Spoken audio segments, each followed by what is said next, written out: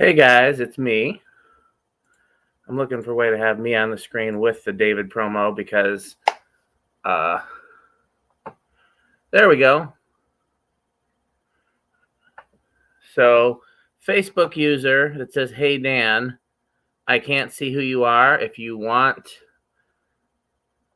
to show who you are, go to," let me find the link. What's up, Ben? What's up, Nia? I see we got some people with us. We'll wait for a few more people and we'll just have a brief chat about tomorrow. Might have, oh, hey, Diane. Might have a couple other people going live with me, might not. I invited a few other people and we'll give them a little time to get here. But yeah, let me find that link, Diane. Hey, Thomas Aaron.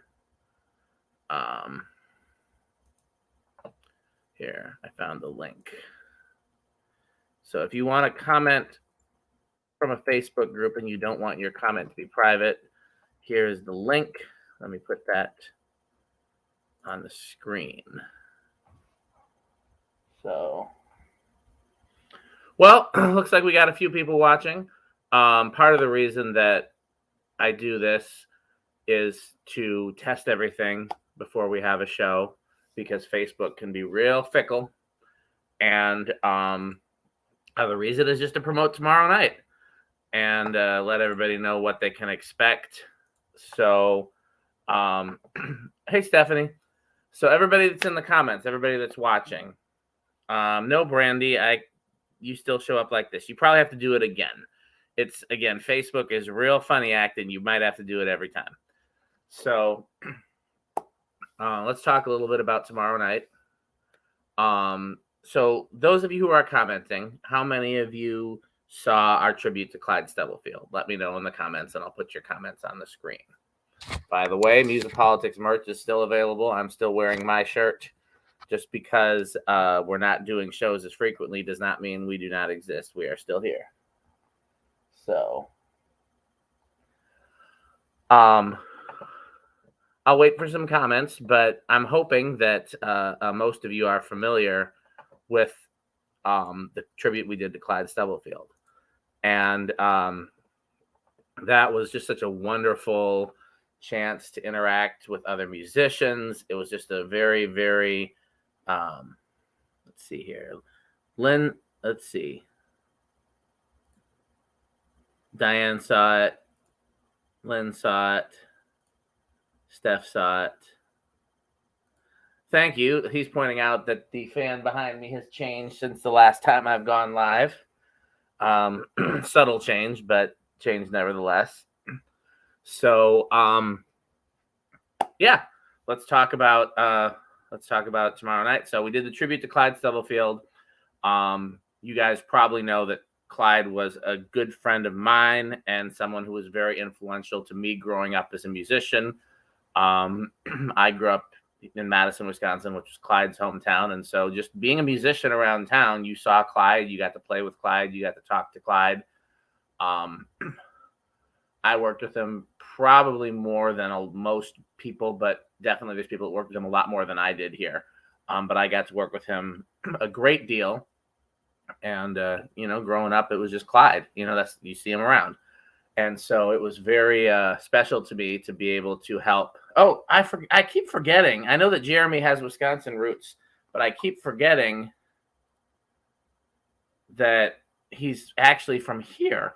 I always want to put him in Milwaukee. And by the way, next time you come back to Wisconsin, Jeremy, you got to come sit in at my church on either bass or guitar, whichever you're more comfortable with. So, yeah, I was very, very happy to be able to help put that tribute together. And so, wait a second.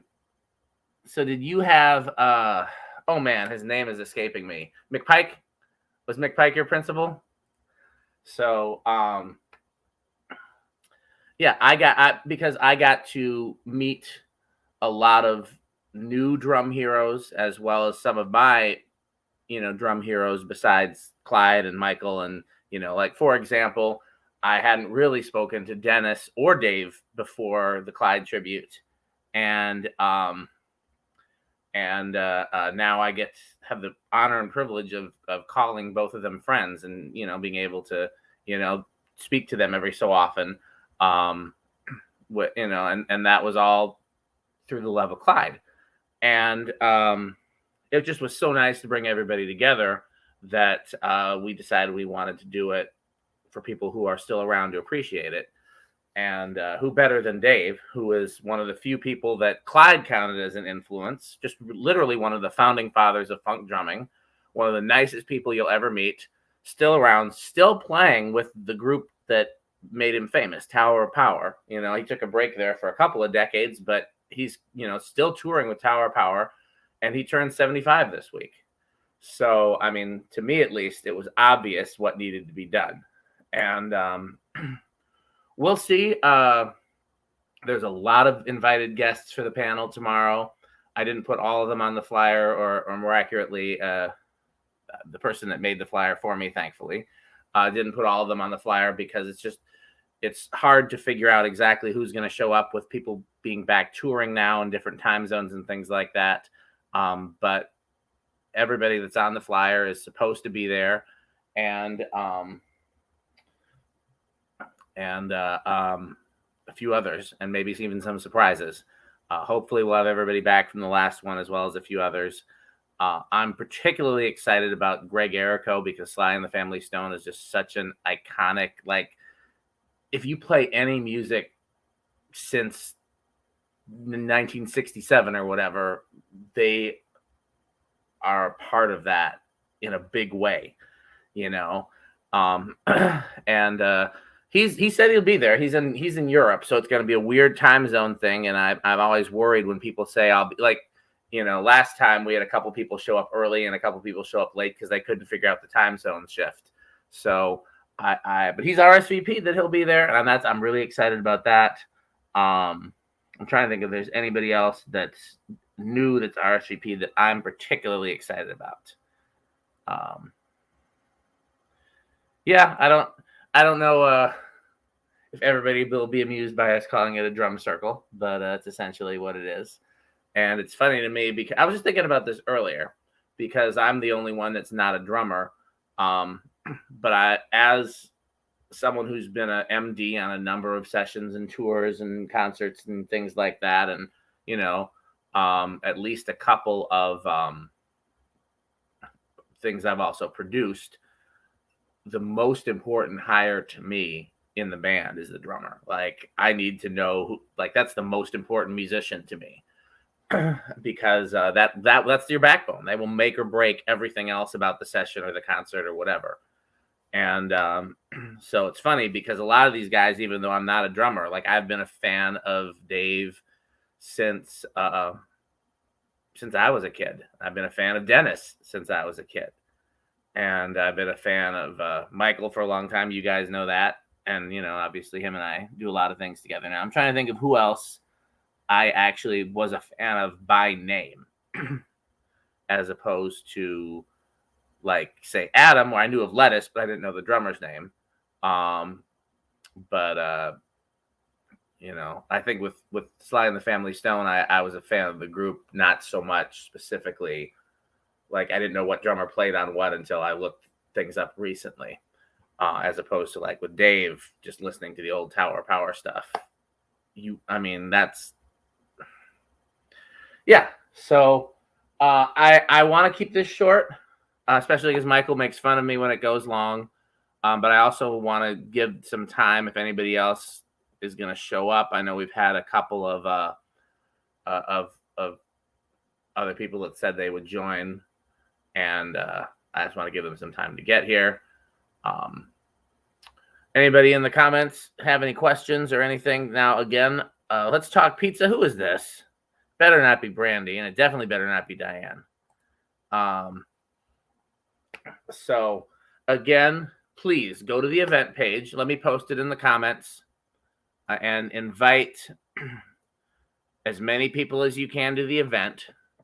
Please share the flyer. And when we go live tomorrow, please share the live stream. Here's the link to the event. We need your support. We need you to help us get as many people engaged as we can. I mean, it's great doing this just for the sake of history, and it's great just doing this for the sake of music, but it's better when we have an audience that can interact and really participate and enjoy it as it's happening.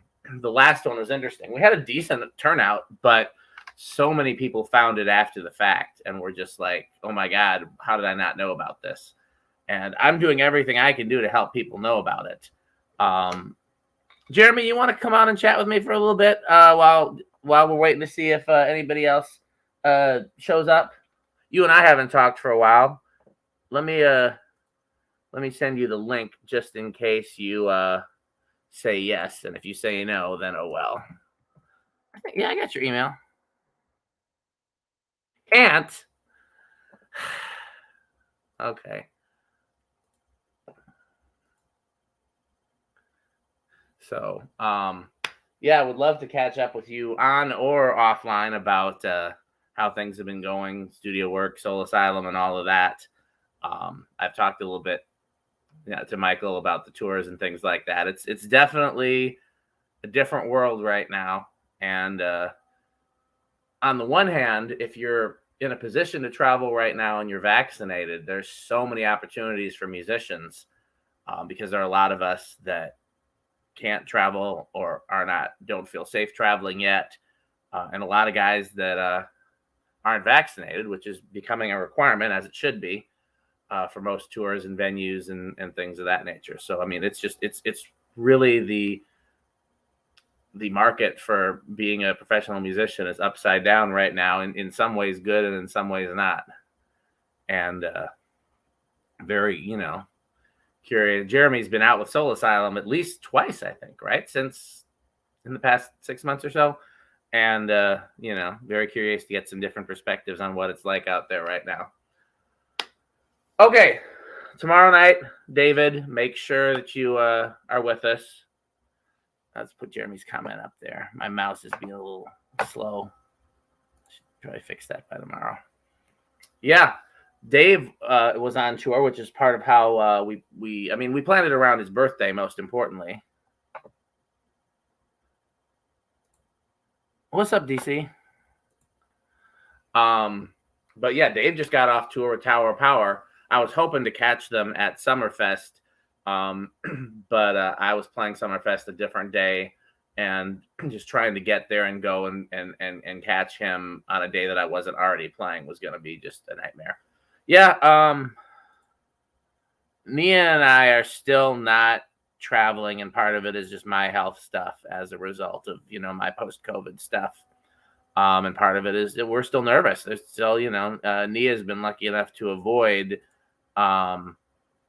getting sick this whole time, and we don't want to jinx that. I did one overnight out of town thing where I did a session coincidentally in Minneapolis, and when I wasn't at the studio, me and Michael were doing stuff, and it was like 4 days in Minneapolis, and I don't regret doing it, but it was really hard for me with my my health stuff, and I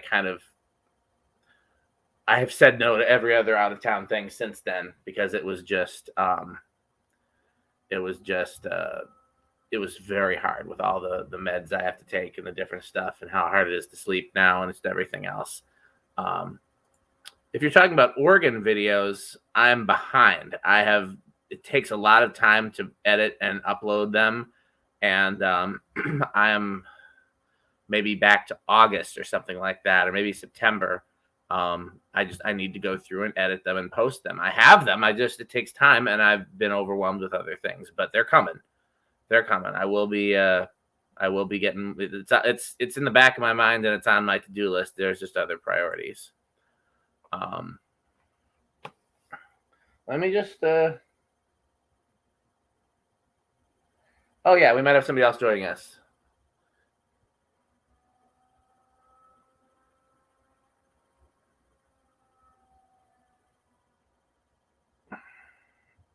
Yeah, I got a text. Let's see if they can hurry up and join us.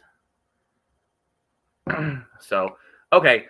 Who was it? While we're waiting to see, I'll give him 10 minutes to get here. What time is it now? Yeah, we'll give him until 7:30.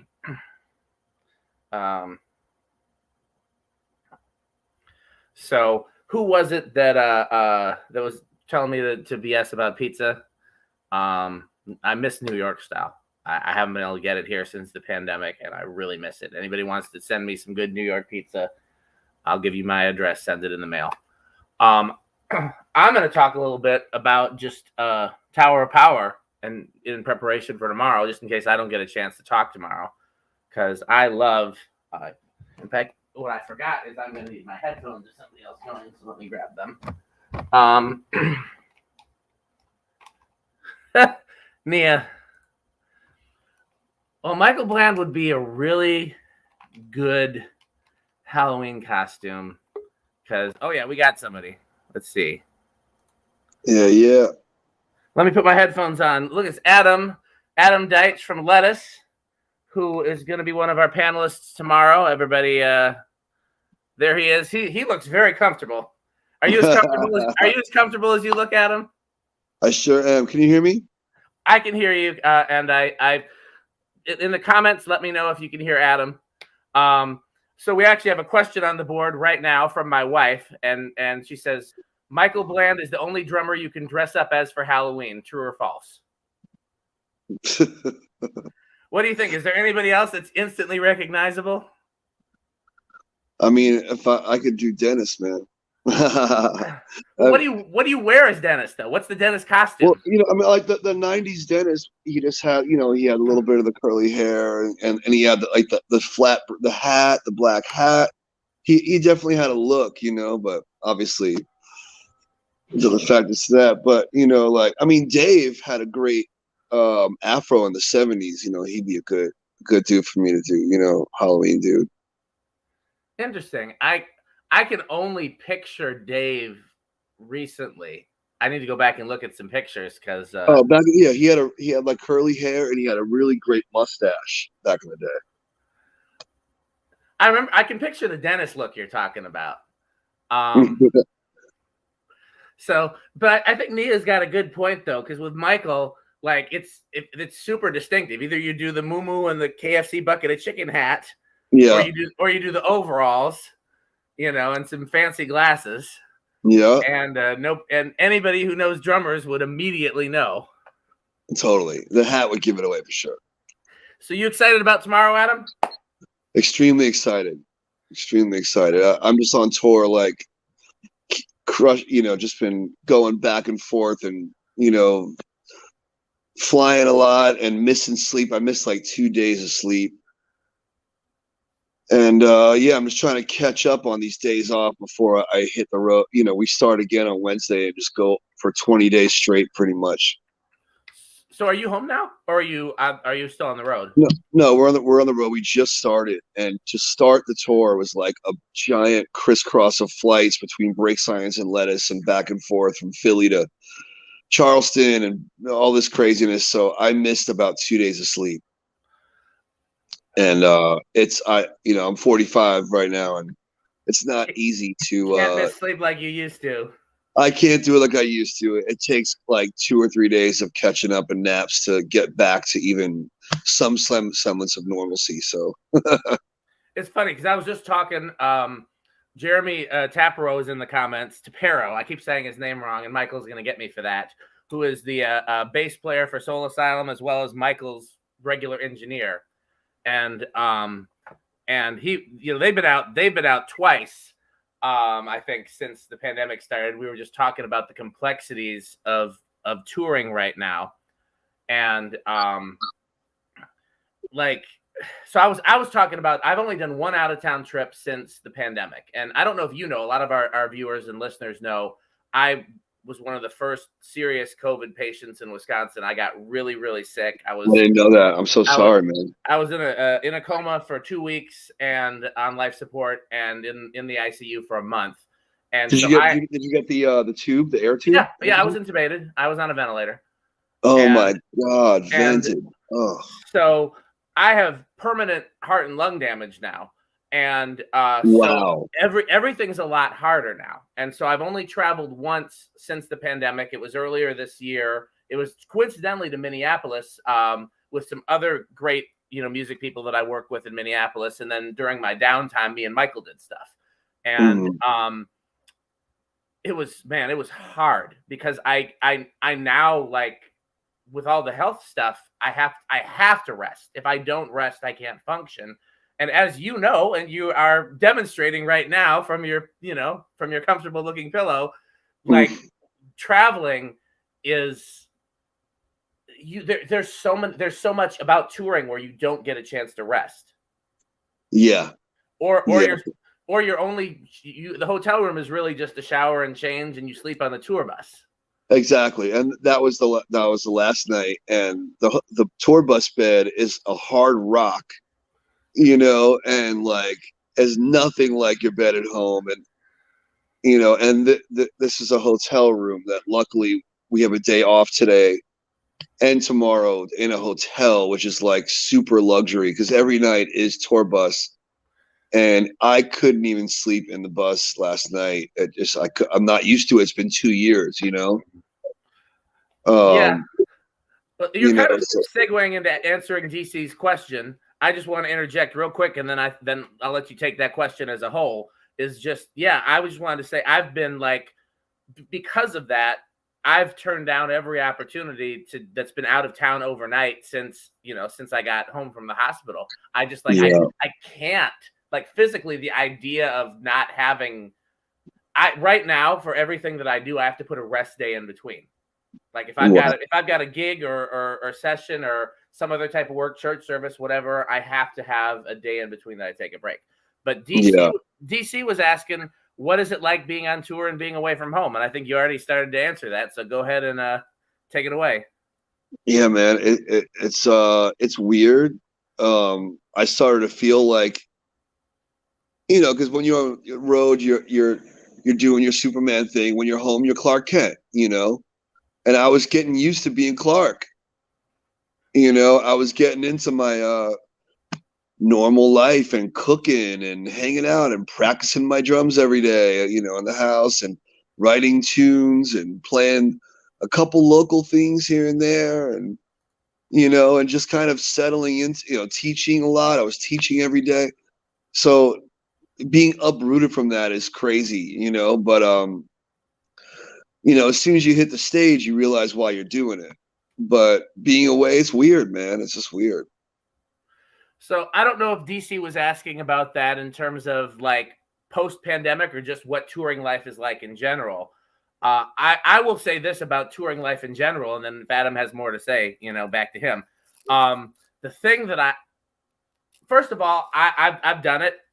And to a degree, I love it, but I have learned that I love being able to be a musician from home more, especially now that people can send you session work and you can do it without leaving your house. And, and between that and as most of, our viewers know, I have a day job as music director at a fairly large church with a decent budget. And I love that. It's like a house band gig with Jesus.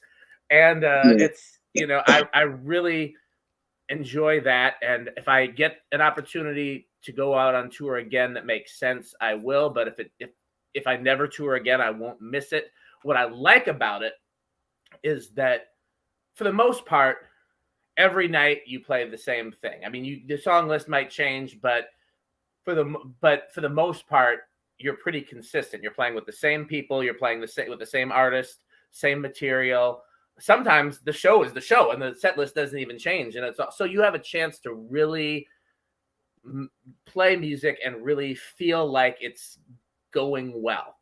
Because the thing about a lot of stuff that you do at home, and the thing about my church gig even, is that you're playing different stuff every week. You barely have a chance to lock it in.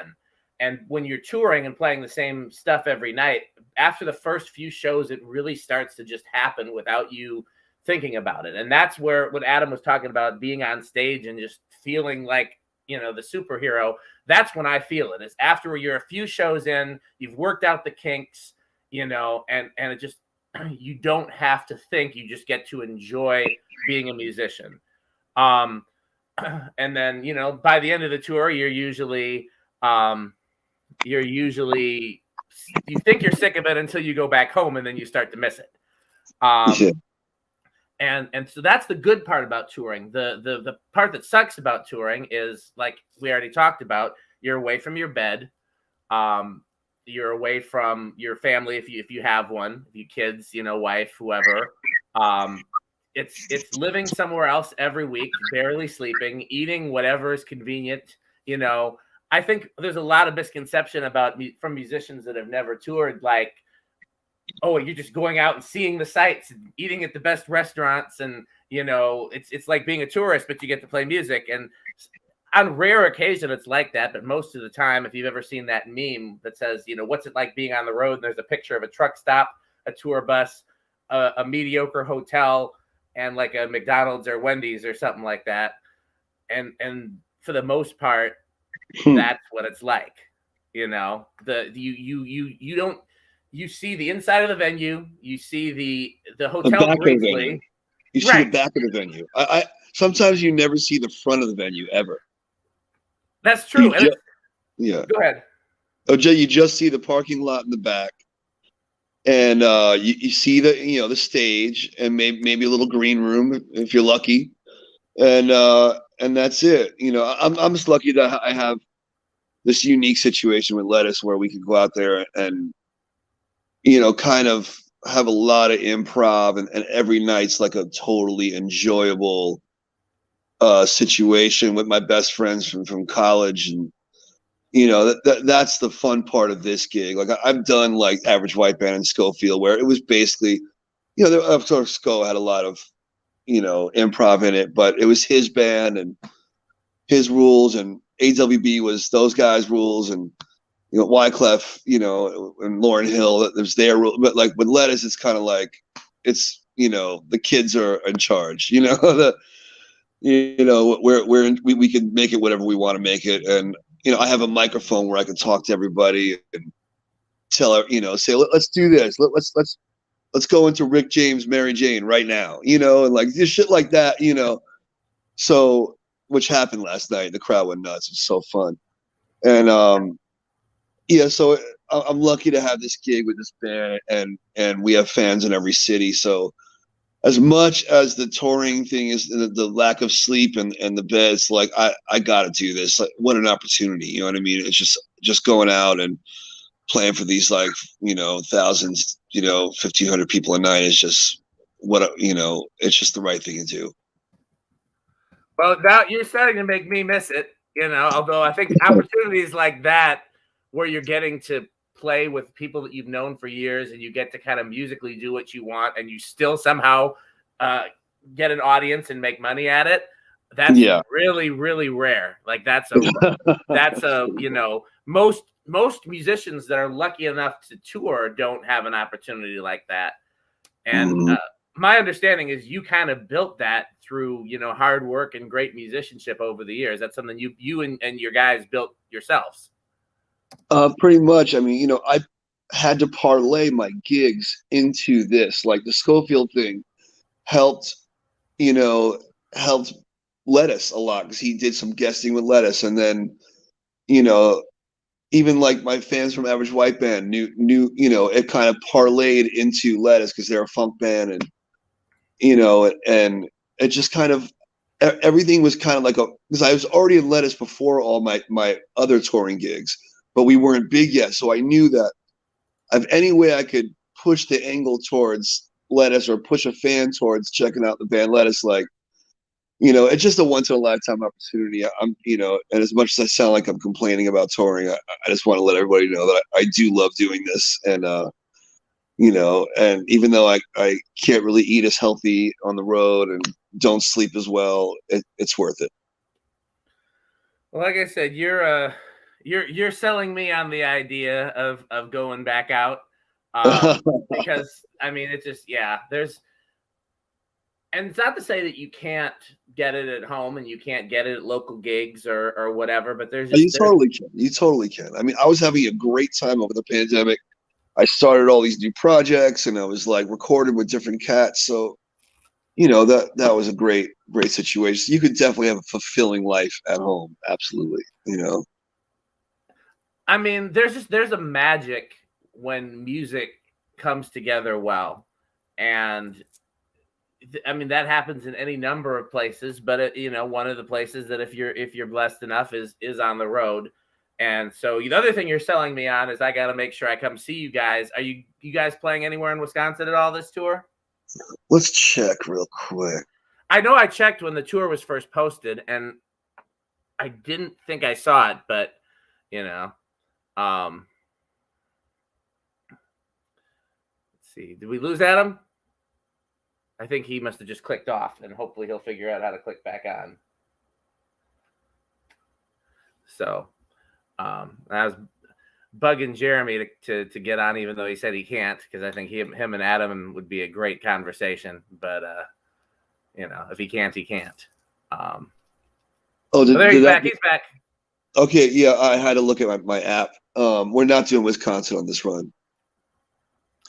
If you do, let me know, and I will make it a point to be there if at all possible. And like I said, hopefully in the future I'll be healthier, and then I'll catch you guys if you come to Chicago or Minneapolis or anywhere within driving distance.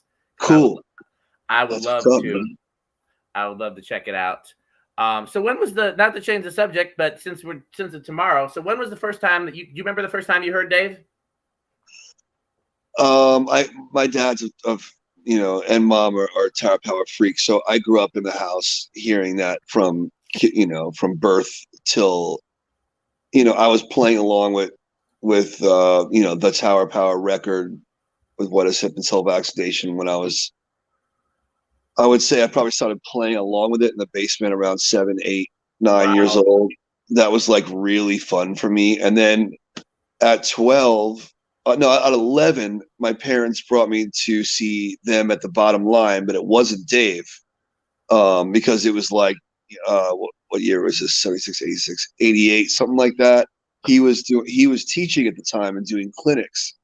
So I saw them without him, and I was kind of bummed, but they were great, but it just wasn't Dave, And then my dad's like finds out he's doing lessons locally in Nyack, New York, and he did one day of lessons where if you booked it for $45 for an hour, you could have an hour with Dave, and so at that point, and I recorded the whole lesson, and he did his whole inverted paradiddle and what does he call it, connecting doubles where each double stroke, the last stroke connects with the next stroke. I don't know, just like his different stick levels, and just totally changed my life, man. And just to meet him at 12, and then fast forward at like 21, I'm with AWB opening up for Tower Power and hanging out with him, and got to meet him then. And I'm like the biggest Dave fan on the planet, from East Bay Grease till his new records, to is like everything, his instructional videos, every interview he's ever done, yeah.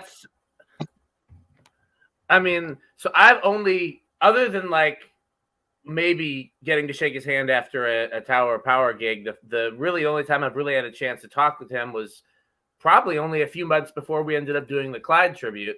And I was just impressed because I've known who he was for years and looked up to him for years as just, a founding father of funk, regardless of what instrument you play. And he's such a kind, humble person. Mm-hmm. Like somebody said, I think it was Calvin maybe on one of our, I don't think it was the Clyde episode. I think it was when we actually had an episode that was just me, Michael, and Calvin. And he talked about with Dennis, like Dennis is also an incredibly kind, humble person, but he knows he's Dennis Chambers, and as he has every right to do, Mm-hmm. And whereas with Dave, it's when you talk to him, it's like he forgets he's Dave Garibaldi. It's like because he's a humble dude, and all my cats, the guys on my Mount Rushmore are like that, and the guys that didn't quite make Mount Rushmore, sometimes they're the ones with the attitude, but I've said that 100 times. It just always rings true. It always rings true. I wouldn't even say it's the guys that didn't make Mount Rushmore, because there's plenty of guys that don't make Mount Rushmore that are still legends and are still successful. Absolutely. It's the guys that aren't as successful as they think they should be. Yeah. Or, or they wanted more from something and they just have an attitude, or maybe just like they never got. Who knows? Maybe their their parents never respected what they do, so they had to like wear it on their chest. Like we don't know. Who knows? But Dave and Dennis are two of the greatest dudes. Like Dennis called me. He was driving to the computer store the other day. I couldn't believe he called me. I'm like, he's calling me right now. Dave texted me the other day asking me, a couple questions and wanted to get into my heel toe foot technique. And I was like, is this Garibaldi texting me right now? I couldn't even he's just like, it's like talking to Superman and Batman. It's just wild. It's like, absolute superheroes. Dennis called me to tell me that Robin Russell passed away. And I was just like, I mean, I'm not even a drummer. Like the fact that I'm on his radar screen, it's just because it's really just because of these things we've been doing together, the Clyde tribute and this and other stuff like that. But he's that kind of guy. He just, like if he knows that it's cool for you to be in the circle, then he treats you like family. Exactly. And it's been so great. It's funny because Dave is one of those. Dave and Dennis both are like drummers that I knew the names of as a kid, even though I was never a drummer.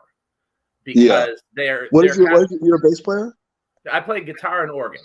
Oh, you guitar and organ, cool. Yeah, mostly guitar on the road, and then mostly organ, like B3 in church, and then I do session work for both. Cool. I've done a couple of tours on keys, but I don't consider myself a key player. Right. And but that's how you got to play with Clyde, is because you're an organist and guitar player. Yeah. Cool. And because Clyde and I both from Madison, Wisconsin, although he was born in I think Tennessee, but he spent a huge chunk of his life here. And I was born here, moved away, and came back. So, but I spent my childhood here. So if you were playing in bars and clubs in Wisconsin in the 90s for sure, you couldn't do it without occasionally doing gigs with Clyde Stubblefield. Yeah. Just because he was making his living.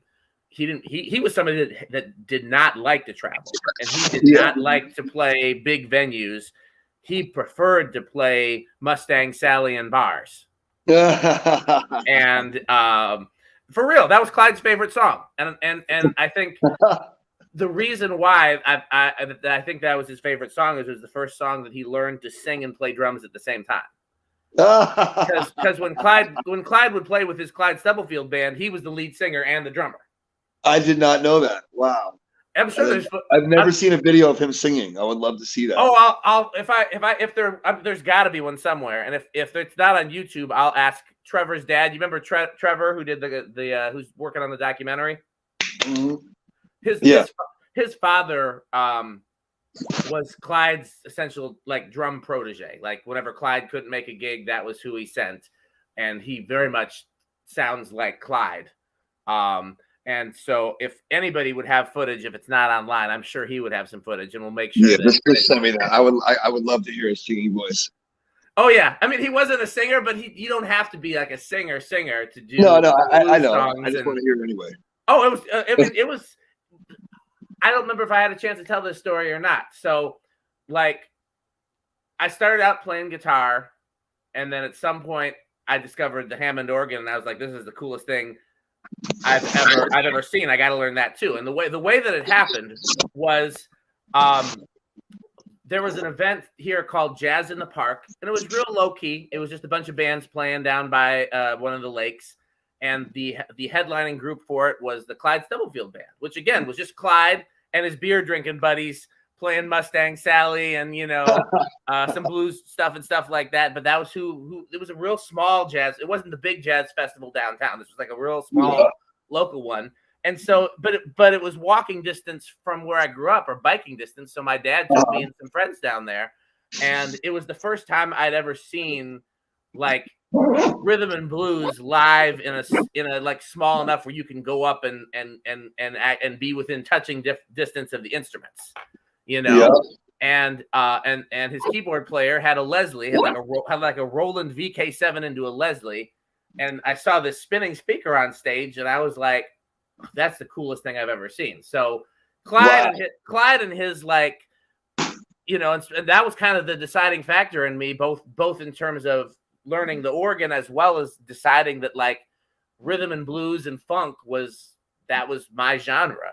And so Clyde's little band with him singing, you know, blues covers, okay, you know, not great, not terrible, but okay, was really, really influential in my development as a musician. So cool. That's such a unique experience. I hope you appreciate that. You know, hey, like I said, it's funny because people around here, I think a lot of us, and I will put myself in this category a little bit at least, we didn't appreciate Clyde enough for being Clyde. You know, because again, he's a guy that plays drums around town. Like, oh yeah, there's Clyde again. And it wasn't until he passed away, and then so many musicians from around the world started reaching out and being like, you know, Clyde was such a big influence on me. You know, I mean, we thought it was cool that he played with James Brown, but again, you'd see him. You wanted to play with Clyde, go down to the blues bar on Monday nights, and he's hosting an open jam. You can play with Clyde every week if you want to. Yeah, and it's kind of like how like I got to see Jeff Tain Watts every Wednesday at like Zinc Bar, you know, like, and you think of the huge, you know, influence Jeff Tain has had on drumming, and, you know, with all the stuff he did with Winton and Branford, but, you know, to a New Yorker that goes out and every night, you get to see Jeff Tain Watts every Wednesday, and there he is, and he's at the bar having a drink, and you can talk to him, and, you know, so, you know, I could see how, you know, living, you know, next to and being around a drummer that's so worldwide, but yet he's just around, you know, and it's kind of similar, you know. The other thing with Clyde is, first of all, he would take any gig where he didn't have to put in a lot of effort. So if it wasn't going to be 20 rehearsals, and it wasn't going to be, you know, a big load in at a huge venue. I mean, that's just smart. That's just general intelligence, right? So you would see Clyde playing a polka gig. You would see Clyde playing a bluegrass gig. You would see him playing straight ahead jazz. But everything he did sounded like Clyde. You know, of course. Like he did. I mean, it wasn't to say that he couldn't play other genres, but like, I did a couple gospel gigs with him because that's just who they hired. And he would play them, and he would play the Clyde beats on gospel. And yeah. Like, I remember being like, Clyde, that's not what the music needs. And so like sometimes, I don't want to say that it was frustrating, but sometimes it was just be like, oh, there's Clyde again, because he was going to come up, he was going to show up and do Clyde. And so the sound that he had, it was easy to forget how iconic it was because he did it first. And now, you know, if you think about it, like every time that somebody first learns the drums and sits down at a drum set, a lot of the stuff that they do comes from him. But he did it first. Yeah. You know, and so like I think it was easy to forget sometimes just how, like, okay, yeah, maybe that's not the right sound for this gig, but that's an amazing sound that changed drumming, and he invented it. Oh, yeah. I mean, it's like same thing with Elvin. Like Elvin, you couldn't call Elvin for a blues shuffle gig or a funk gig, or, you know, but Elvin's going to be Elvin, you know, like, you know, and it's very similar with Clyde. Like these certain guys, they have a sound, they have a beat, they have a feel, and that is what you get, and that's why they're legendary. You know, like we're of the, you know, the era that Steve Gadd ushered in and Harvey ushered in, where these guys that play every style, the Vinny, and they can play everything. Oh, a Latin gig, great. Well, reggae gig, got it. Rock gig, no problem. Pop gig, no problem. You know, fusion with chicory, no problem. You know, so we kind of like think that that's the way to be, but meanwhile, a lot of the Mount Rushmore guys, Elvin, Clyde, Jabo, like they play their beat. They do what they do, and that's okay. You know, especially to do it first. when you had nobody else to base it on. Like you're not hearing it from somebody else duplicating it because you're creating that. Yeah. You know? And I kind of feel like that's a little bit true with Dave as well, because Dave sounds like Dave. Yeah. And I've never heard him play live, at least, with anybody other than Tower of Power. Have you? Except for his instructional videos where he put together a little quartet of, you know, this percussionist, Jesus somebody, but I haven't seen him with another band. I know he did like Donna Summer or Denise Williams or something. Yeah, something. I didn't. I mean, there's probably footage out there. Yeah, I wonder, but you know, we'll ask him tomorrow about the like. Oh yeah. You know, we got to figure out what that was like, and you know, but you know, he created his own thing, and God bless him, and I can't wait to ask him. I got some good questions for him, so I'll be ready. Oh yeah. It's amazing to me. And again, this is something I think is true with a lot of the guys we're talking about, and definitely true of Dave. I mean, he's still out there doing it. Oh yeah, it's unbelievable. He created the thing, and he's still out there doing it. You know, like he enjoys it. It's an institution, and he loves to learn. He loves to get better. He loves to reinvent his parts. He's like, oh, I don't play this tune like I don't play, you know, Soul Vaccination like I did on the record. I've changed it throughout the years. It's altered it. He's always altering his parts and taking one little thing out and putting one little thing in, and you know, it's fun for him to like continue this process, you know.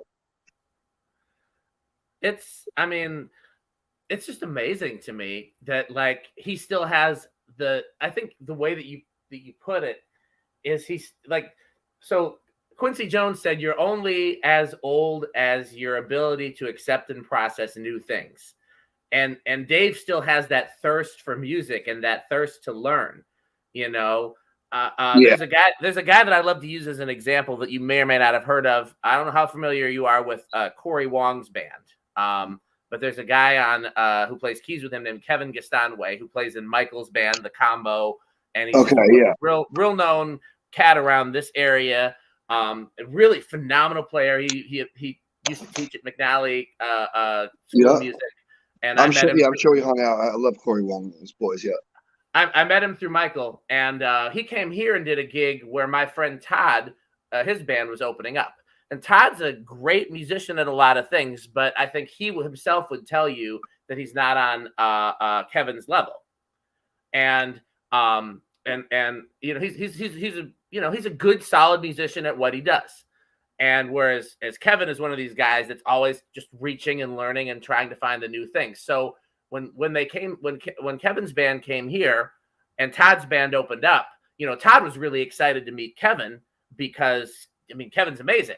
But Kevin was equally excited to meet Todd because he's like, well, there's still going to be, you know, there's something I can learn from him. You know, this guy may not be able to do all the things that I can do, and he may not be, you know, doing the type of gigs that I'm doing. But if he's good enough to play this gig, then there's something that he can do that I can't, and there's something that I can learn from him. Yeah, and Dave's one of those guys. Dave is a studier, you know, and he likes to continually improve. Because once you think you know it all, you start to turn to dust. You know, that's my theory. Like you start to just die off, you know. And I think staying hungry for knowledge keeps you somehow alive in a way. I have a thing that anytime I'm putting together the band for anything, or even just when I'm choosing what gigs to accept or not to accept, it's important to me whenever possible to always be the worst musician in the room. I mean, that too. Yeah, I mean, or be the most curious musician in the room. You know, like, you know, the guy that wants to learn everybody's voicings on. You know, oh, what's your voicing for that C-7? What's your, you know, like, you know, how are you approaching this bass line? Like, you know, what tone, what kind of bass you're using? You know, even that kind of stuff. I'm always asking questions like that. You know, like, you know, what are your settings on the B3 for this tune? You know, like. You know, that's I get into other people's instruments heavy, like, you know, it just keeps it all, you know, you keep learning and you understand what makes somebody tick, and that, that gives you a closer insight to the musicians you're playing with. You know, a lot of drummers, they can't even tell you what kind of guitar their guitar player plays with at their local gig or on their band. You know, oh, I don't know. You know, it's like you got to ask those questions. You got to know. And you know, I see, like, you know, people like Garibaldi being really curious about drumming and you know, probably all the aspects. And I've watched them rehearse every day for a tour in Tower Power, like seeing how Emilio runs that band. It's like the army, you know. It's like a basketball coach. You know, Emilio is like, you know, okay, guys, okay, let's take out you know, Soul with a capital S. We're gonna try this new intro. We're gonna do this thing, and we're gonna, when we go to the bridge, we're gonna try this new hit and add a bar. And but you know, like, and every day is like they're rehearsing for a show, you know. And it's less of a, okay, sound check's over, you know, whatever. They really are working out arrangements every day, you know. And it's refreshing. And I took a page out of that book, and I do that with Lettuce now, you know. Like, we rehearse, we go through things, we try new things, and we debut it that night, you know.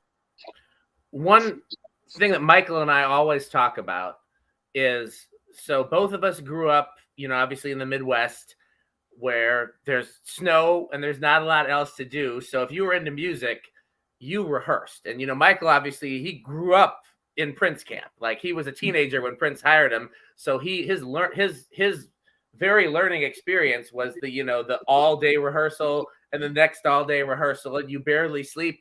And, you know, whenever you're not actually on stage playing the gig, you're somewhere else playing. And so both of us had the same experience, which is going out to LA and being like, why don't you guys want to rehearse? Like, Yeah. like, so you're telling me that rehearsal's over? We've only been here for 2 hours. Or like, the rehearsal's scheduled for 3 hours, but you haven't gotten through all the material. And we're like, okay, rehearsal's over. And it's like, no, rehearsal's not over until it's right, you know?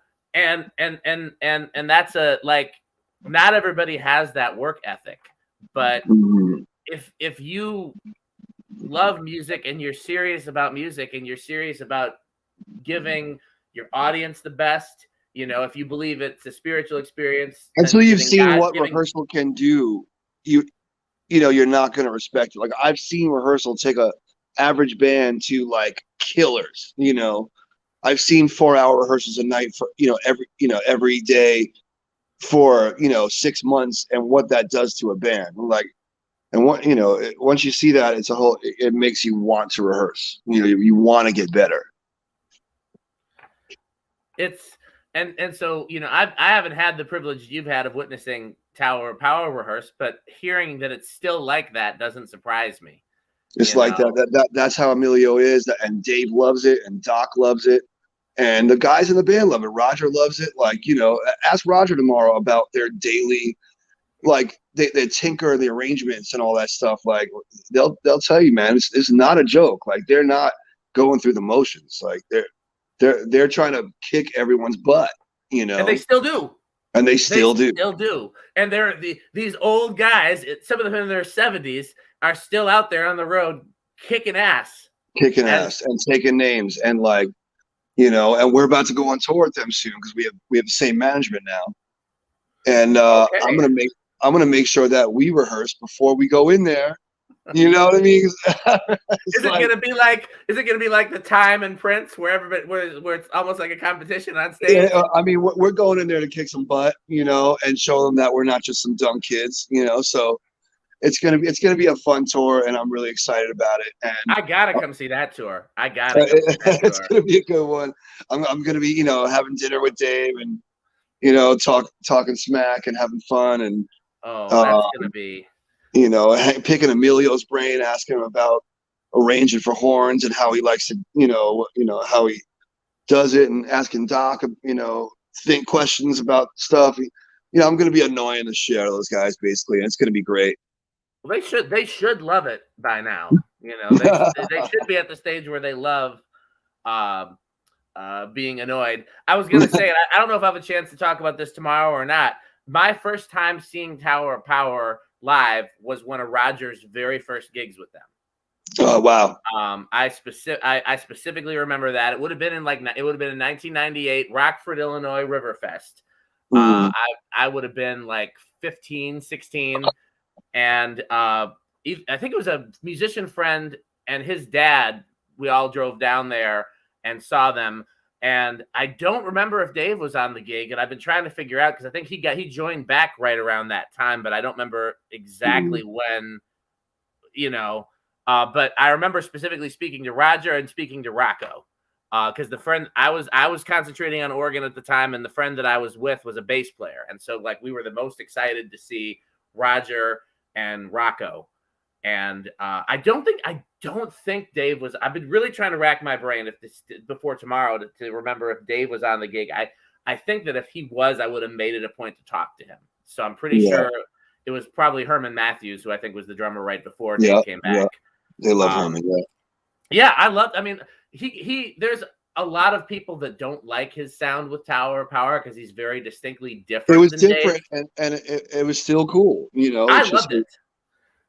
It's different. The first Tower of Power record I ever heard was Sold Out, which I believe was him on drums. And it's again that era of their music is very distinctly different, but I like it and it still fits the sound, And I will see how much time we have to, I may not do a lot of talking tomorrow, but I would love to hear what Dave thinks of the sound that they developed.